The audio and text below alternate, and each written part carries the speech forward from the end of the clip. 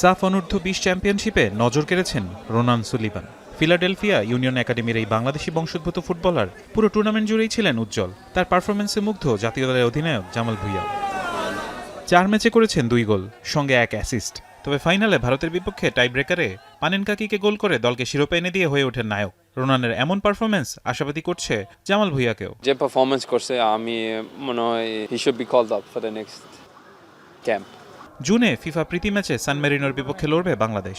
এর মাধ্যমে প্রথমবার ইউরোপিয়ান দলের বিপক্ষে খেলতে নামবে লাল সবুজরা। জামাল ভুঁইয়ার বিশ্বাস, এই ম্যাচের মাধ্যমে দেশের ফুটবলে উন্মোচিত হবে নতুন দিগন্ত। দেখতেছি পজিটিভ, কারণ আমরা যদি একটা ভালো রেজাল্ট করতে পারি সান মেরিনোর সাথে, তা আমি মনে করি অন্য ইউরোপিয়ান টিমস বাংলাদেশের সাইডে দেখবে, মানে আমরা অন্য টিমের সাথে ও খেলতে পারবো।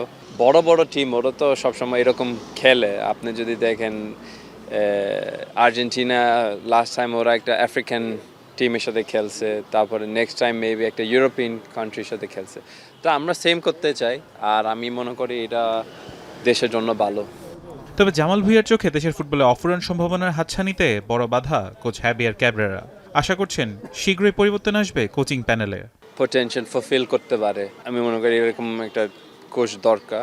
ক্যাব্রেরা উনি অনেক চেষ্টা করছে, বাট আনফর্চুনেটলি এটা আমার কোয়ালিফাই করতে পারে না। আমি অ্যাজ আ ক্যাপ্টেন একটু বেশি ডিসঅ্যাপয়েন্টেড।